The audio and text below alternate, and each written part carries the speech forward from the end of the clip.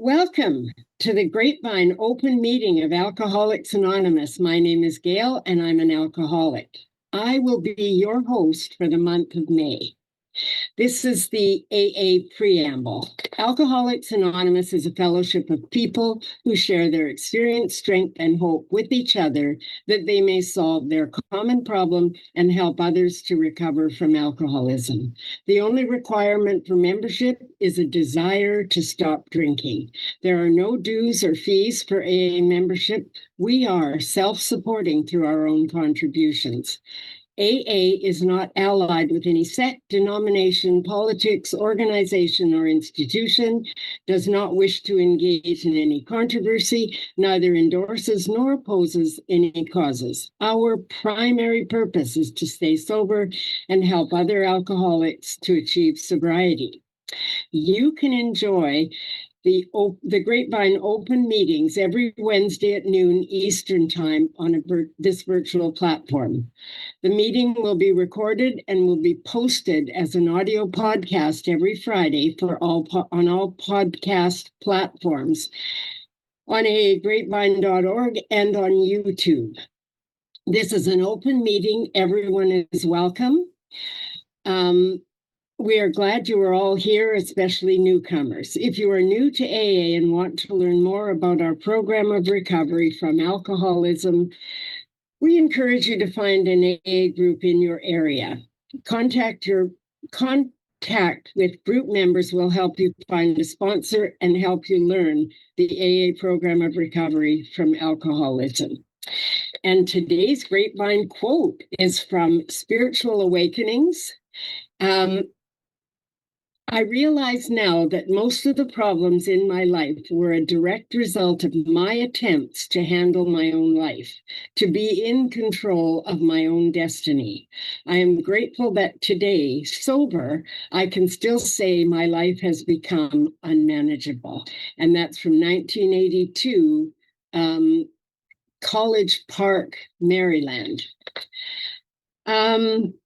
You can sign up to receive the daily quote as a daily email at aagrapevine.org, or you will find it on the Grapevine app every morning. An excerpt from this month's Grapevine magazine, and I thought I'd read the first paragraph of our editor's welcome. In 1938, while writing the Big Book, our co-founder, Bill W., took a yellow pad and sat down in his Brooklyn home at 182 Clinton Street. The AA's 12 steps, as we know them today, were born.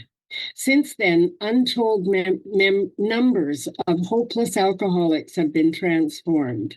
The truth they contain has saved our lives, Bill said of the steps. They have opened the door to a new world. This month, members share powerful experiences about how these incredible steps have changed their lives. And I encourage you to read this month's issue of the Grapevine. And from the Big Book of Alcoholics Anonymous, I thought I would read a bit from how it works.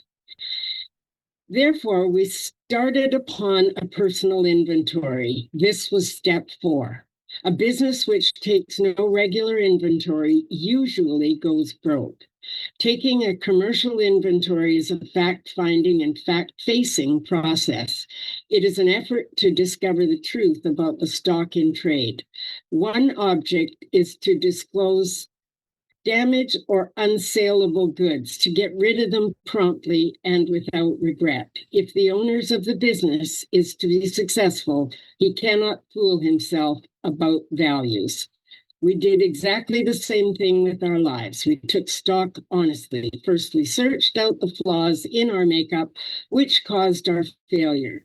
Being convinced that self manifested in various ways was what had defeated us, we considered its common manifestations.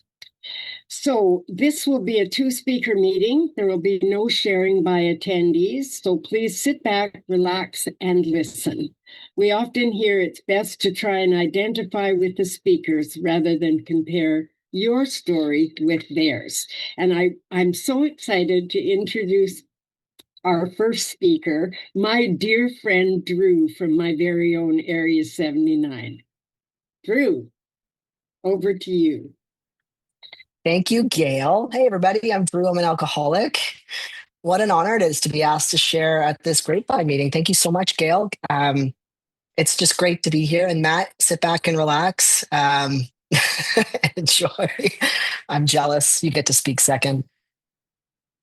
Drew Alcoholic, I said that. And right now, I also have the privilege and honor to serve my area as the BCU Con Panel 75 delegate. And I say that because that is not anything I thought possible for me when I got to AA. So I'm here to share my recovery story. I'm pretty nervous. I was nervous when they said this was recorded, but I wasn't nervous when I got to see Gail's face and Matt's face and Chris was here. So I guess what I'll say is I'm a real alcoholic. I love the effect that alcohol produces in my body. You know, I took my first drink at 13, and leading up to that first drink, I lived in a very chaotic home. My mom was doing her best to keep the home going. I was her third child. Unbeknownst to me, I thought I was her second. Her first child was given away for adoption at the age of 15. Her second child was at the age of 16. And I came around at the age of 30. So by the time I was born, my mom had lived a life of chaos as well. She married an alcoholic, and it was quite abusive. And my youngest brother, who was given away for adoption, I didn't meet him until I was 18. But the home that I lived in, my brother, who was 13 years older than me, by the time I was born, had started developing his own addiction with alcohol. And then eventually, as I was growing into my young years, he became quite addicted to drugs. And so his alcoholism and his drug addiction were the focus of my family. And I sort of was under the radar. And so when I decided to go out partying as a teenager, you know, I had been trying other things to make me feel less anxious in life, like all kinds of things that you do to numb out, whether it's TV, video games, sugar, you know, dating, all that stuff. By the time alcohol came around, I was at a festival and we had older gentlemen go into the liquor store to buy us booze. And when we started drinking, we didn't know you're supposed to mix your black rum with anything. And we just passed it around in a circle and drank straight out of the bottle. And by the time I did that and woke up, I was in a blackout, and I woke up in a very precarious place with precarious people. I wasn't harmed that I know of. And it was surprising to me, but it wasn't enough of a surprise or enough of a consequence to go, I'm not doing that again. Instead, it was like, woo, I got a lot of attention. I didn't have to feel things. No one knew I was out drinking. No one was paying attention to what I was doing because I was the good kid. And I was off to the races. I couldn't wait to get blackout drunk again. And that's the cycle that was my drinking. I'd like to tell you I've lived 3 lives in my life so far. So I'm 48 years sober, 48 years old. I'm 18 years sober. My sobriety date is March 17th, 2008. So I got sober on St. Patty's Day. You're a real desperate alcoholic getting sober on the only drinking day that everybody gets to drink from the moment they wake up. So, you know, very desperate on that day. But I'm now sober longer than I drank. I drank from the age of 13 to 30. And I'd also like to tell you, I've sort of lived 3 lives in my life. One as a drunk woman, one as a sober woman, and one as a trans man. And I can tell you, Alcoholics Anonymous has given me a life beyond my wildest dreams. And I've lived this brand new life. And it's not a life I would trade for anything, including another drink. And I'm grateful to be a sober alcoholic to say that. There's nothing today that is worth taking a drink over. I never, for the newcomer, I never, ever, ever, I hope if you're listening and you're newly sober, you know, it's as hard as it is to stay sober, it's easier to stay sober than it is to try and get sober again. Like I never want to have to get sober again. Like that was the hardest part, you know. By the time I got to AA, my drinking, as it says in the book, it got worse, never better. The binge drinking continued, the attention seeking in my drinking continued, and my denial got stronger as my drinking got worse. I don't know if that makes any sense to anybody here, but I thought I had to be like my father, like my brother, where you're going in and out of institutions, you're maybe unhoused, you have a lot of more, you have no financial security, you've got no friends. Like I thought that was what an alcoholic was. And the examples in my life of what an alcoholic wasn't what I was doing. I was going out living the life, in my corporate life as a sales director, like free open bars, party till the wee hours of the morning. But I wasn't hurting anybody, I thought, until I started all these affairs in my drinking. And then I was like, well, I'm just hurting myself. And these people are cooperating in the affair with me. So therefore, I'm not responsible for any of the problems in their lives. I was stealing time from my employer on the phone, managing crisis after crisis that I created in my life through broken relationships and unmet commitments and broken promises. And I thought I wasn't as bad as, I'm not really that bad. And, I did come into contact with somebody who carried a message to me in high school, and that was my high school counselor. I'd spent quite a while in my high school years trying to figure out my sexuality, and I was scared to come out of the closet.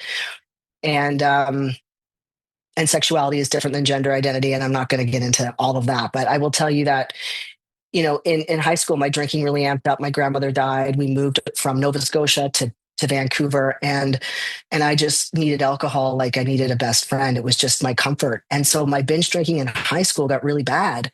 And I went to see a counselor about all my other problems in school. And she carried the message to me, and she said, like, you might be alcoholic. You might want to check out Alcoholics Anonymous. And then I was like, what? No. Well, okay, yeah, I'm an alcoholic, quotation marks. And I told all my friends I'm an alcoholic. And then that spring break came and they were like, what are you doing drinking? You're an alcoholic. And I was like, no, no, no. Like, that was just for a couple weeks. Like, I'm good. I'm good. And off I went again. And so the seed was planted. And I think about cooperation with the professional community. And did somebody carry that message to that school counselor? Or was she somebody that was sober? Or did she know somebody that was sober? Either way, she carried a message to me. I didn't quit drinking then. It got worse, like I said.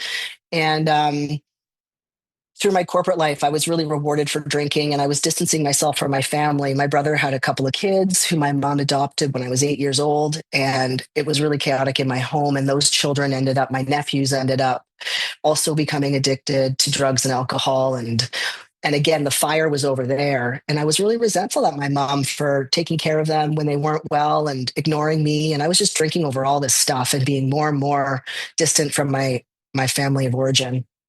And my drinking was my focus. My party lifestyle was my focus. And I was quoting, I say lifestyle because that's what I would tell people. It's a lifestyle. I didn't see it as a dependency. And so the denial got stronger. I did end up going to counseling in my 20s about all of these problem people in my life and all of my anxiety. It's not me, it's them. And so I had a counselor for quite a long time who eventually said, you might have a problem. You might want to check out another 12-step program. And she referred me to a different 12-step program. And I went there, and through that 12-step program, the members there guided me into Alcoholics Anonymous because they too were going to AA. So when I got to AA, I remember that thing it says in the book about, going across the bridge from the shore of reason to faith, and arms being stretched out and welcome. And that was my experience in Alcoholics Anonymous in Vancouver. I was welcomed. I was terrified. My act of service back then was not giving you the finger when you came to say hi to me and give me a hug. Like, that was my act of service. Oh, I didn't blow up on you. It's like, but I'm in a meeting of Alcoholics Anonymous. Like, no one forced my hand, and I'm in the front row with my hat over my eyes and my arms crossed, resentful at everybody for existing, and also equally resentful that they're not coming to talk to me. And then when they come to talk to me, I'm mad they're talking to me. Why are they paying so much? What do they want? That's the mindset of a newcomer. What do you want? I'm suspicious. What are you trying to convince me to do? I'm not going to do all the things you're doing because I'm not as sick as you. It's Sunday morning at 10 a.m. and I'm at a meeting of Alcoholics Anonymous, and I'm not as sick as anybody else. Like, insanity. denial was really, really a big thing for me. And I kept coming to AA because you kept welcoming me and you were smiling and telling stories, and that rule 62, not taking yourselves so seriously, it was attractive. And drinking was still a solution, right? So I relapsed a lot. And at that time, there was a woman who I thought was bright and shiny and had a family and had everything that I wanted. At this point in my drinking, I had really been drinking through work events. I had multiple affairs. I wasn't able to get much sleep. I had an apartment that had like mustard and ketchup in the fridge. There were mice in my apartment, and I didn't even notice. Um, in and out of blackouts in different people's houses, cab rides, all that stuff. So my life was really unmanageable, but I was earning a good paycheck. And so when I was going to AA, it was that comparison thing. I'm looking for the differences.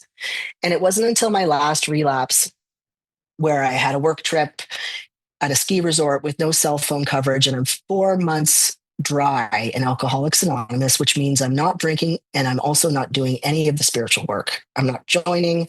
I'm not going to meetings early. I'm not taking a service position. I'm not doing step work. I'm not reading a book. I'm just dry. And I'm attending meetings and I'm leaving as soon as they're over. I'm at a ski resort and I organized it. It's remote. There's no cell phone coverage. I tell my sponsor I'm going. At this point, I'm calling her all the time with problems. I'm surprised I'm not fired. And what happened was there was a fridge full of beer and I had a head full of AA, and I went into the bedroom and I looked at myself at this cabin and I said, okay, Drew, like one drink, that's it. Just, I was just white knuckling it. And I went back out to the party in the living room and I cracked the beer, and it was one drink. And then, as you know, it's like one drink's not enough. Thousands, not enough. I'm off to the races again. And I wake up the next morning in a pit of incomprehensible demoralization. How did this happen? As I was drinking and as I was talking to myself in the mirror, I knew I was lying to myself. I heard you guys. You guys were in my head. I just hadn't conceded to my innermost self that I was alcoholic. When I woke up the next morning, I called my then sponsor and said, look, like I've relapsed. And she said, of course. Like that's what we do when we're not working a program. You're not going to get this thing unless you do this thing. Like you're doing your program, come do our program. And then she asked me, like, what are you willing to do? And that was when I said anything. And that's when my life changed. That was my surrender. I'm one of those lucky alcoholics that didn't lose my life, my limbs, my family, all of my everything. I still had a career to go to if I wanted it. I didn't lose it all. And I say I'm lucky because I felt like I needed to do all of those things. And the elevator had to go down further in order for me to be a member at AA. And in AA, I'm a member if I say I'm a member. How well do I want to be in my life is up to me. Willingness and action will always see me through. Always, always, always. Doing contrary action is actually the best thing for me. I learned. I was taught in AA that if I don't want to do something that's suggested, it's probably the thing that's going to help me the most. And that still to this day is the thing I learn over and over again.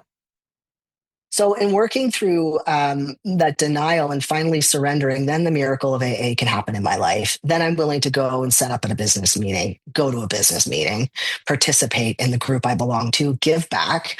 Then I'm willing to meet my sponsor as often as she asks me to. And I'm willing to read my book, and I'm willing to put pen to paper, and slowly and little by little things start to change. And it's not overnight. It's not this like Amazon shopping cart of your life is now this magical fairy dust and you're a unicorn and all things are great. No, it's trudging, it's walking with purpose, and so many people walking alongside, that home group where the heartbeat of AA is. Like that's where my we started in Alcoholics Anonymous, is in that home group. The membership that loved me when I was at my worst, like my absolute emotional worst. I had so much shame. I had family shame for my family life and all the chaos there. I was walking through things around my own identity I wasn't even aware of. And I had to walk through the chaos of my life that I created, and the hurt I created, and all the extramarital affairs and all the stuff I was doing. I wasn't married, but the people I was seeing were, and it was a lot of emotional chaos, right? And so that doesn't just stop when alcohol stops going in my body. And that emotional sobriety piece took a long time. The steps really grounded me in who and what I am. And the purpose I have here is to help others to stay sober, my primary purpose.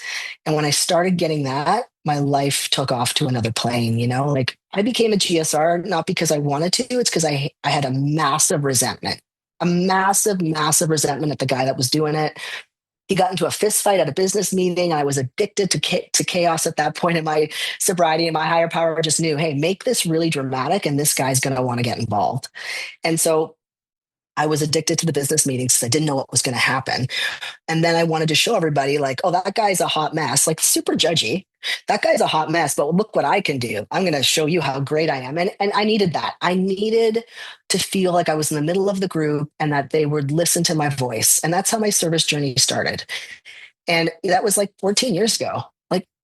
14 years ago, right? And I'm growing and learning every day. I'm not growing physically. I'm still a short guy, but I'm growing and learning every day. And so that past life of being a drunk and then being sober got me to this next part of my development, which is like, oh my God, like, why didn't anybody send me the memo? I'm trans. Like, I didn't know. And people thought I was hiding it. Like, I just didn't know. I did not know until I knew. And I think that's really God's will. It's like Drew couldn't have handled all of that the moment you got sober.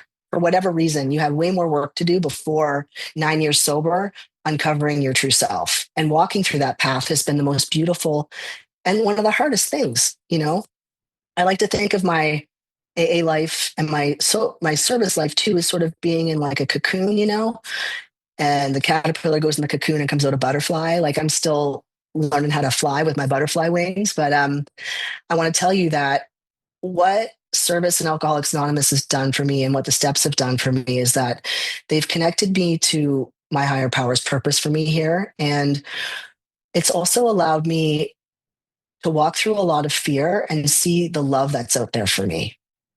I'm still walking through fear in my journey as a trans person.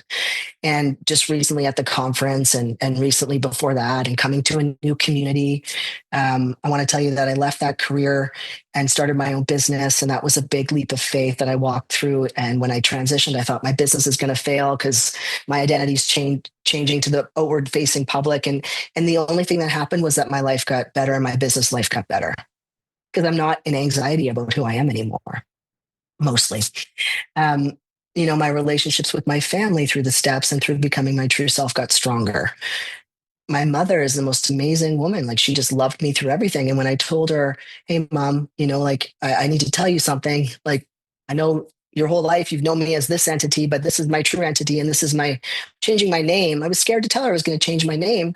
And she said, oh, I knew when you were before you were born. I was surprised when you were born and they said you're having a girl. I was like, no, I'm having a boy. And the name that I picked for myself, Drew, was the name that she had picked for me before I was born. And I did not know that until I came out to her.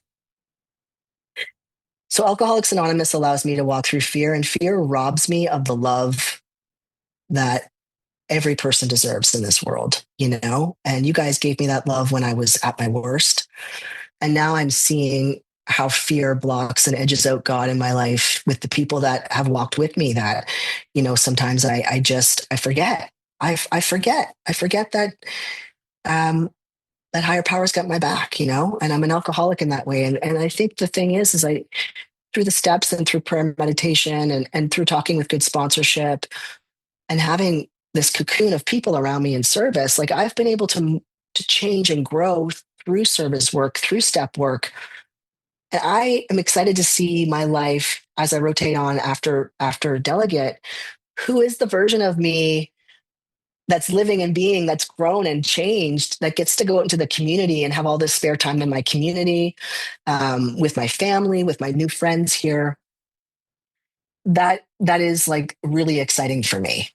Where else can I be of service outside of the structure of Alcoholics Anonymous? And I'm just having the best time in the structure. I'm having so much fun. Oh my God. There's so many amazing people like Matt I get to meet, and Gail I've walked with for a long time because Gail was my delegate. And I have a wonderful family life today. I'm married. I'm a homeowner. These are not things that are guaranteed. Nothing's guaranteed. You don't necessarily get things that you didn't have before, but for me, I get to have new experiences. So being in a monogamous relationship and being with having my dogs as my kids and having a thriving business and having a home, like mowing my grass is like the most best way to have a step 11, mow your grass. It's great. These are all new experiences in my life. So the intersection of service and recovery is really an interesting one. The more service I've done, the more kids I'm playing with in the sandbox. I got to work hard on my character defects. I have to remember to pause when agitated or doubtful, to ask for the right course and action. And when I first got into general service, it was all about listen to me. I want to tell you things. And what's really cool is like, I watch myself, especially at this year's conference and even at my own and my business meetings and stuff. It's like, what can I learn by listening to you? Do I need to say it now? Does it need to be said by me? Those kinds of questions are in my head now, and I get to just listen. And so that's my cue, I think, Gail, to be quiet, because I think it's Matt's turn to share on his journey of recovery. And if I haven't said this clearly enough, I am so grateful for my sober life.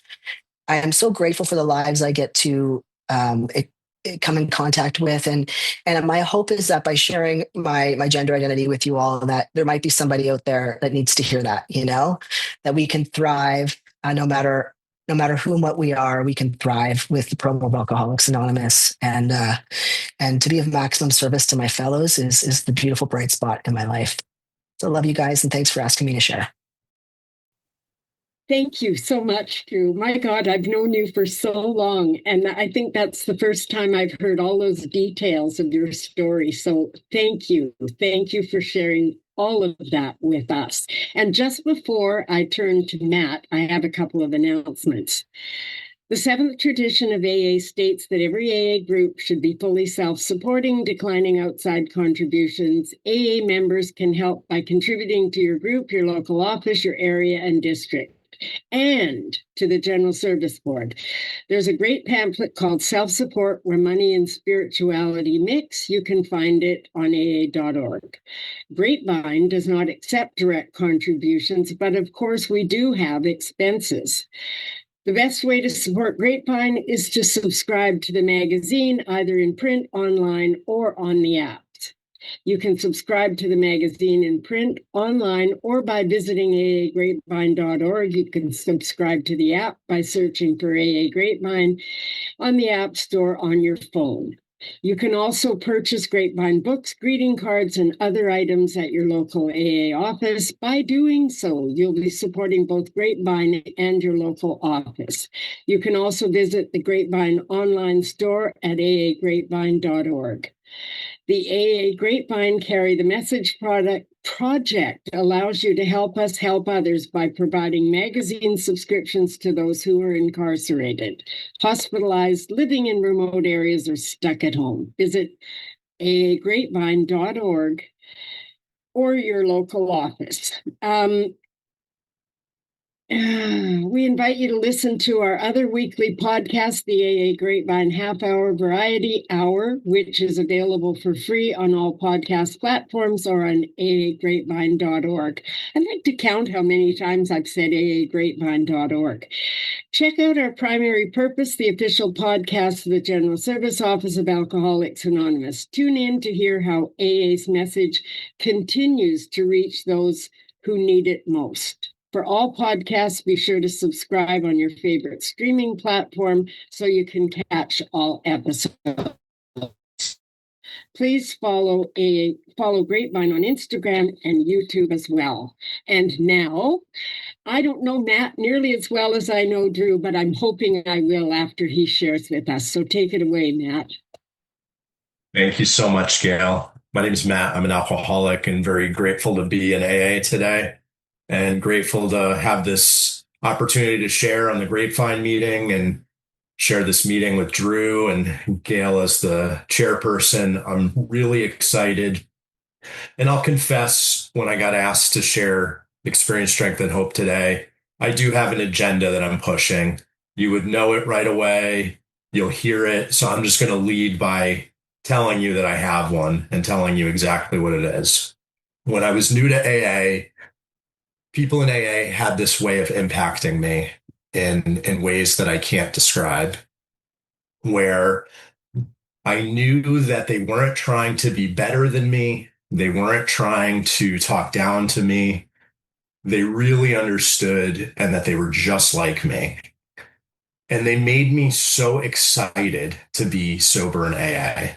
They made me really excited to think about the future of my life because before I ever came to AA, I wasn't excited about the future.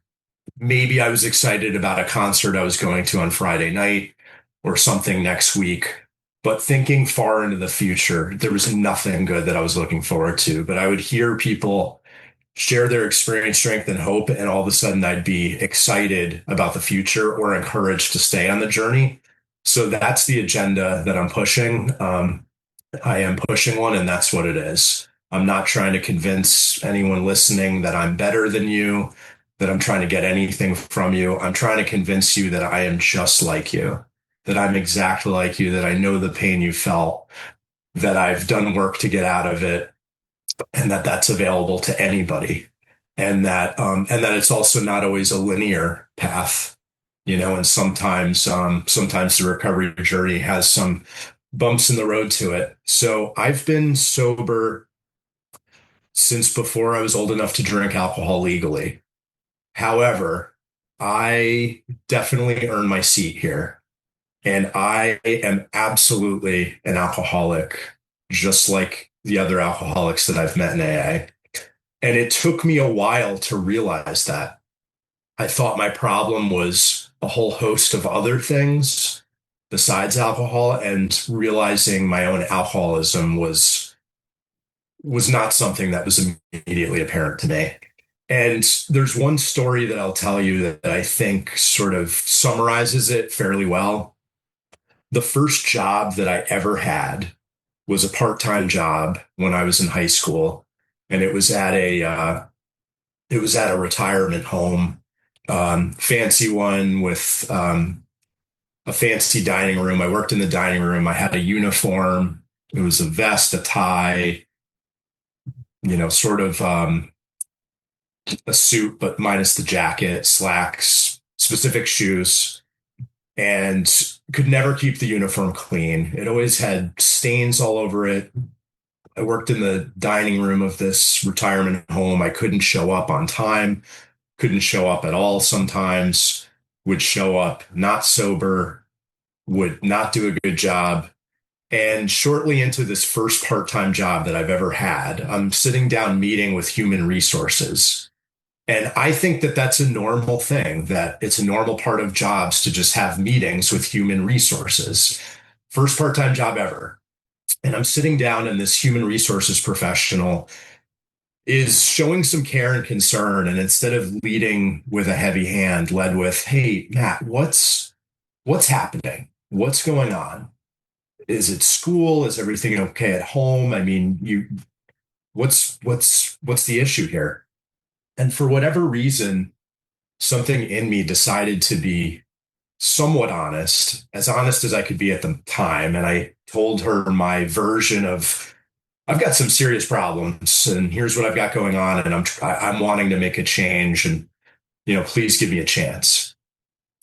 And so I see her get up and walk into the other room with the dining room manager and the assistant dining room manager, and they close the door. And I like to joke that I can be prone to anxiety and paranoia more than most, but I know for a fact that they were definitely talking about me in that other room. That's what they were talking about. They walk in there and they're talking about me. And I just remember feeling so ashamed of where I was. And I left there with such a high resolve. And then shortly after that, I missed another shift at work. I got a call 30 minutes into the shift from the assistant dining room manager. I answer the call, and he says, "Yeah, Matt, are you planning to come in today?" And I said, "Oh, I didn't know I was supposed to be working. I didn't know I was scheduled today." And he said, "Oh, okay. If you didn't know you were supposed to be here, no worries. Don't worry about coming in if you didn't know you were supposed to be here." So we get off the phone, and I'm realizing, okay, great. I have the day off. And shortly after that, maybe within a matter of days, it was one of those times that I was so drunk, so drunk, because the thing about me is when I would drink, I don't know if I'm stopping at midnight, 6 a.m. or next Wednesday. And when I would try to stop, I couldn't. I would try to stop for 30 days and I'd make it 3. And it's like, well, both numbers have 3 in it, so it's fine. And I just could not stop. And when I would drink, I would just drink and drink and drink, and I would drink more than I meant to drink. And even when I meant to drink a lot, I would still drink more than I meant to drink, even when I meant to drink a lot. And it was one of those nights, and I remember being on the phone with people. I was very, very drunk. I was smoking a cigarette. And the next thing I know, I wake up and my bed is on fire that I'm laying in. And the bedroom is catching on fire. And because I was so drunk, I almost didn't think it was a big deal right away. And I was just thinking I would go back to sleep and it's not that big of a deal. And it's just a small little fire. And for whatever reason, I came to my senses and got up and lost everything I had in that house fire. My bedroom burned. Other portions of the house were damaged. It was a very stressful and chaotic situation. And everything burned, including the work uniform. And the next time I was scheduled for a shift, I went into that job and I walk in and I'm thinking, there's just one problem. I don't have my work uniform. And I walk in and I go into the retirement home and I go towards the dining room where I worked and I see some coworkers nervously leave the room. But if I could get another uniform, I'm happy to work. And he said, Matt, you remember the call the other day when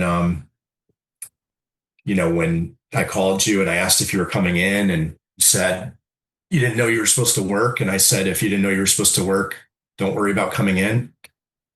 I said, yeah. And he said, that was me firing you. I fired you. And I was shocked.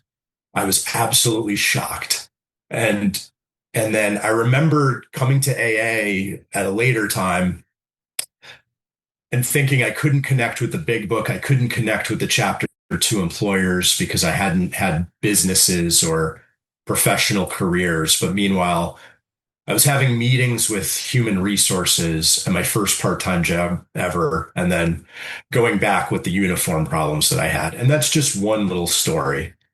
And it was a really, really challenging, bleak existence where I had no hopes of ever turning 21, let alone 25, 30 or older. I had no aspirations to do anything at all. I was cycling in and out of psychiatric hospitals starting at the age of 12. I didn't get sent to rehabs. I got sent to psychiatric hospitals because I would just do outrageous things to try to show the world how much pain I was in. Outrageous things. And was constantly getting in-school suspensions, out-of-school suspensions, in various treatment settings, intensive outpatient programs. And I remember waking up on one of those days after drinking all night long, a 30-pack of whatever it was, and drinking all 30 of them, all of them, and going to the bathroom many, many, many times over the course of that night. And then waking up and the clock said 6 o'clock. And I had no idea if it was 6 o'clock in the morning or 6 o'clock at night. And it was such a beautiful sunny day out. But I hated the fact that it was a sunny day because it was so inconsistent with how I felt inside. And I wished it was a dreary, rainy day. And I crawled to the bathroom, so nauseous, so sick of myself, so defeated. I look in the mirror in the bathroom I don't know what I look like. I never know what I'm going to look like when I look in this mirror. Did I get in a car accident, fall asleep at the wheel, and my face is all smashed up? Because that happened. Did I gain a bunch of weight or lose a bunch of weight, or was I disheveled, or what was I going to look like? I never knew what I was going to look like when I looked in the mirror. And having that high resolve again of I I can never safely drink alcohol ever again for the rest of my life. Not once, not two times, not one drink, not a few. I cannot safely drink. There's nothing in me that believes I can safely drink. And then a few hours later, drinking again, still feeling sick from the last time I drank. And so I ended up in Alcoholics Anonymous in that kind of condition as a senior in high school. Got a sobriety date at some point, got a sponsor at some point, not in that order, by the way. Got an open mind at some point. Don't know when that came. That was at some point in the order of operations. And within my first 30 days, I was brought to a young people in Alcoholics Anonymous convention. And all of a sudden, I'm 5 hours away from where I live in a car with two people who were a little older than me, but they were young, sober people. And we went to this young people in AA convention. And I spent the weekend with hundreds of young, sober people who showed this senior in high school that there was life after sobriety, that life could be okay, that maybe there were things that I could look forward to, that maybe I would turn 21. Maybe I wanted to turn 21 or 25 or 30 or more. Maybe I wanted to do things with my life. I felt that way that weekend.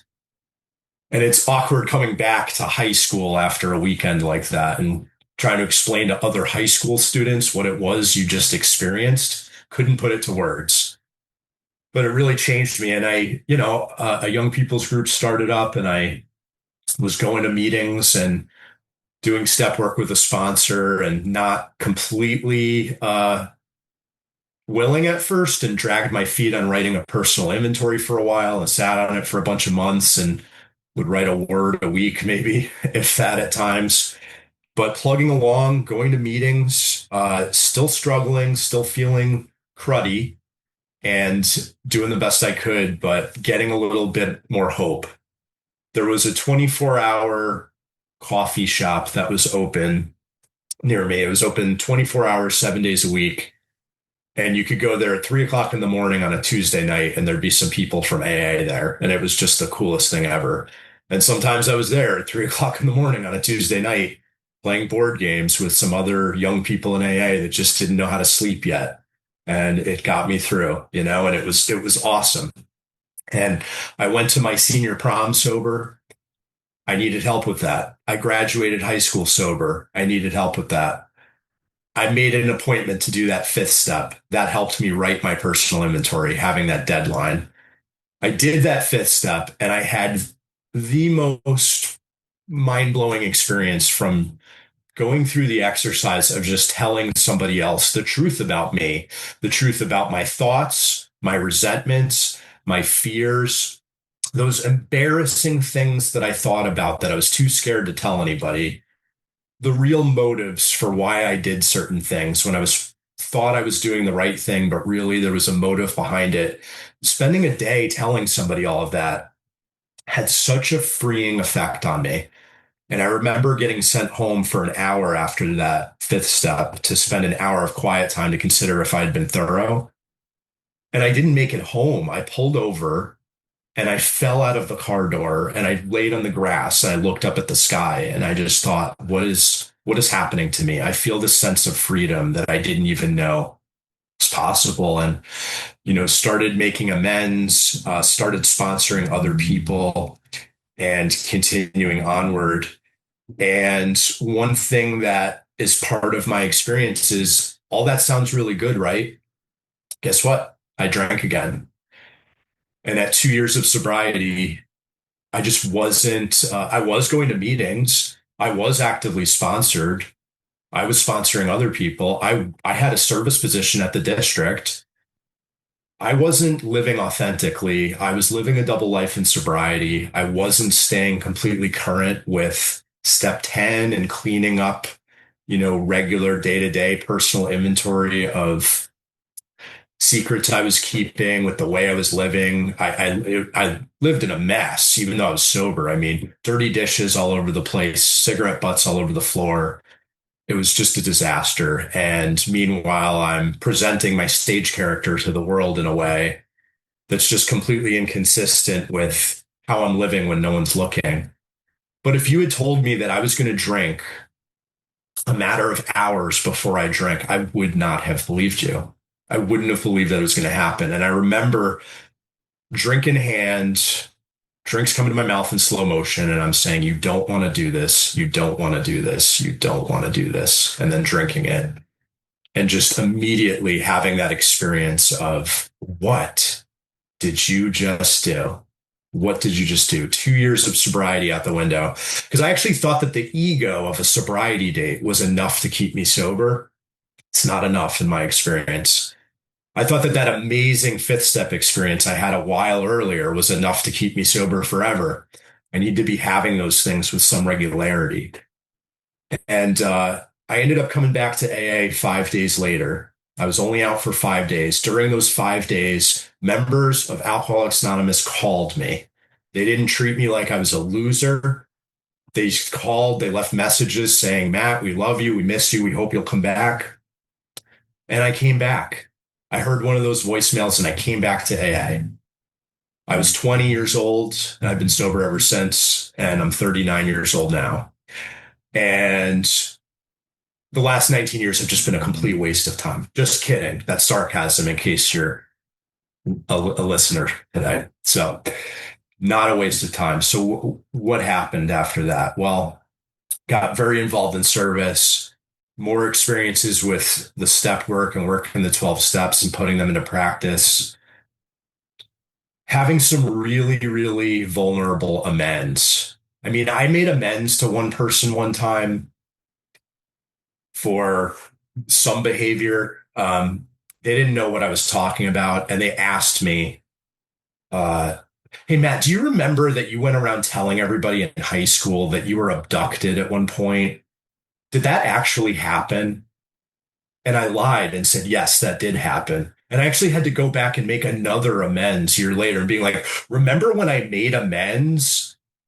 And then I opened the door for, if there was anything you wanted to say. And you said, we're fine with that. But I just have one question for you. Did that thing actually happen? And I lied. And I said, yeah, that happened. I had to go back years later and make that amends again. And that was the real amends.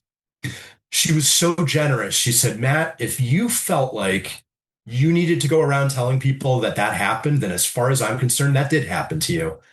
Some amends are generous like that. Others, not so much. Sometimes an amends makes me realize, man, I really hurt people.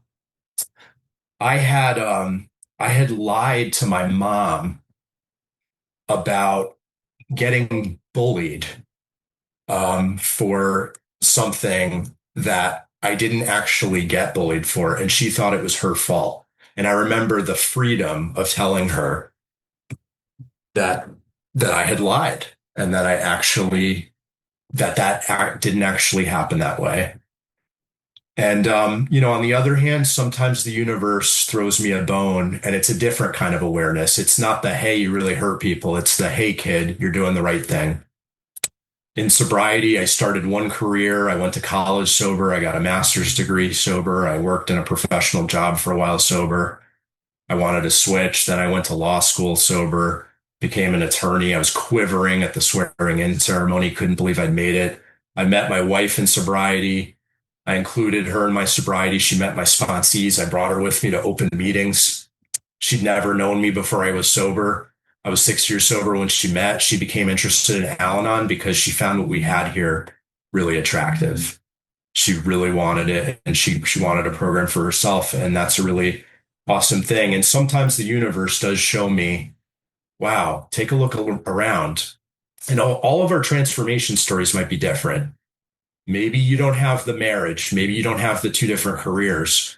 But I've known enough people in AA. I've sponsored enough people. There's always a transformation story, and it's always powerful. And it's all of ours, whatever it might be. I'm just telling you mine. I remember waking up after having to have surgery at one point. I had to have part of my colon removed, and I was in the best shape of my life. I was sober over 10 years. I was frustrated about it. But when I woke up from that, I turned on my phone and I had text message and voicemail galore. And that just showed me, wow, I'm doing the right thing. I'll end with this. The other day I was at a meeting, and I left the meeting and I was driving and I pulled up to a stoplight, and a lady pulled up in a stoplight next to me in a SUV, and she turns to me and she just waves. And I turned to her and I just waved back. And then all of a sudden she holds up a little baby kitten and shows it to me, complete stranger. And I just react and go, wow, that's amazing. I attract those kinds of scenarios today. That's the kind of thing that happens, that somebody who's a stranger pulls up next to me at a stoplight, wants to wave at me, wants to hold up a kitten to show me. I cannot overstate the change that's happened to me since I came to AA. People in AA were scared of me when I was new. I was rugged. It wasn't pretty. I was over 100 pounds heavier than I am now.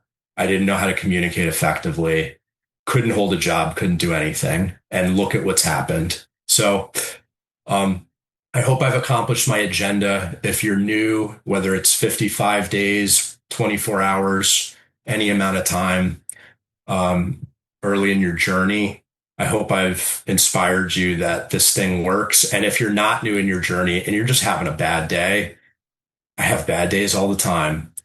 The highs are high and the lows are low. But man, in the aggregate, it's all worth it. It's awesome to be here with Gail and Drew. Great to hear Drew. And appreciate it. Thanks. Thank you so much, Matt. Wow. You did a brilliant job of describing the horrors of alcoholism and the joy and hopefulness of recovery. So thank you. Thank you so much. Thank you both. Please let your friends know about our meeting. This is an open meeting, so it's also ideal for friends who want to learn more about Alcoholics Anonymous. Keep this in mind when doing cooperation with the professional community or public information work. And now I would like to invite Drew to close the meeting with a prayer of his choice. Thank you, Gail. Since it's dealer's choice, I'm gonna do the step 7 prayer, which is on page 76 of the book Alcoholics Anonymous. My Creator, I am now willing that you should have all of me, good and bad. I pray that you now remove from me every single defect of character which stands in the way of my usefulness to you and my fellows.